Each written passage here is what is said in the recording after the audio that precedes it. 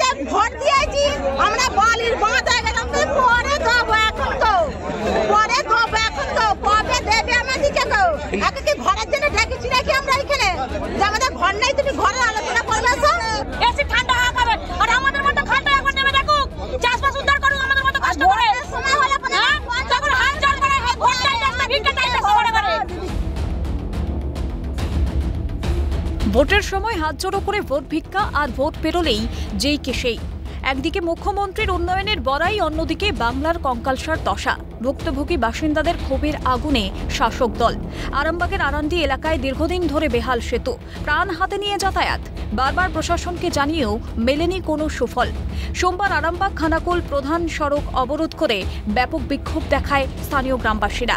তাদের দাবি, আরান্ডি এলাকায় রাস্তার পাশে নয়াঞ্জলির উপর থাকা কংক্রিটের সেতুটি গত কয়েক বছর আগে ভেঙে পড়েছে, আর এতেই বাড়ে দুর্ভোগ। নতুন করে সেতু সংস্কারের দাবি বারবার তোলা হলেও লাভ হয়নি। ফলে ক্ষিপ্ত হয়ে রাস্তা আটকে বিক্ষোভ আরান্ডি সহ আশেপাশের গ্রামের শতাধিক বাসিন্দাদের। রাস্তায় টায়ার জ্বালিয়ে চলে বিক্ষোভ। আরামবাগের বিডিও সুব্রত মল্লিক ঘটনাস্থলে হাজির হলে তাকে ঘিরেও বিক্ষোভে শামিল হয় সকলেই। আমাদের একটা চাষ গরু ছাগল, আমরা গরিব মানুষ, আমাদের ওই মাটি সব ওই বিড়ি দিয়ে আমাদের টাকা করতে হয়। স্পটে আসেনি, কোনো কিছু আসেনি। তো সেই জায়গাতে কি চাইছেন এখন? আমাদের ওই টাকা আমরা ভালো একটা বিড়ি চাই। কি চাইছেন এখন, কি চাইছেন মূলত? চাই 4 বার বিডি অফিসে ইনকোয়ারি করে গেছে, আজ হবে কাল হবে, আজ হবে, এখন বলতো 2 বছর হয়ে গেছে, এখন তো হয়নি। মূলত দীর্ঘদিন ধরে তো এই একই অবস্থায় পড়ে আছে। কি অবস্থায় পড়ে আছে? কোথাও জানিয়েছিলেন আপনারা? ভিডিও জানিয়েছি, সবই জানিয়েছি আমরা, কিন্তু এখন তো কাজ হচ্ছে না।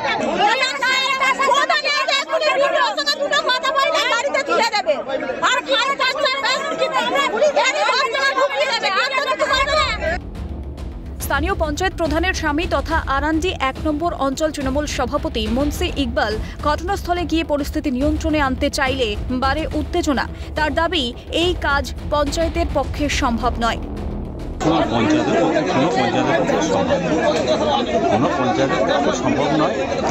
এবারে কথা হচ্ছে, ওরা ইরিগেশন ডিপার্টমেন্ট থেকে লাস্ট 2.5 মাস আগে সয়েল টেস্ট করে গেছে। ওরা প্রসেসের মধ্যে আছে। আমরা আশাবাদী দুটো হলে মানুষের সমস্যা হচ্ছে, চাষবাস করছে, সমস্যা হচ্ছে। এই অগ্নিসংযোগ দীর্ঘক্ষণ রাস্তা অবরোধ করে এই সমস্যার সমাধান হবে বলে তো আমার বিশ্বাস নেই। তবে এর প্রয়োজনীয়তা আছে, জিনিসটা দ্রুত হওয়া উচিত। দীর্ঘক্ষণ অবরোধের পর বিডিওর আশ্বাসে গ্রামবাসীরা অবরোধ তুলে নেন। তবে এই আশ্বাসের বাস্তবায়ন কবে হবে তা জানেন না কেউই। সে কারণেই সোমবার শাসক দলের বিরুদ্ধে ফের একবার ক্ষোভের আগুন জ্বলল আরামবাগের আরান্ডিতে। আরামবাগ থেকে পিন্টু হাজরার রিপোর্ট, ক্যালকাটা নিউজ।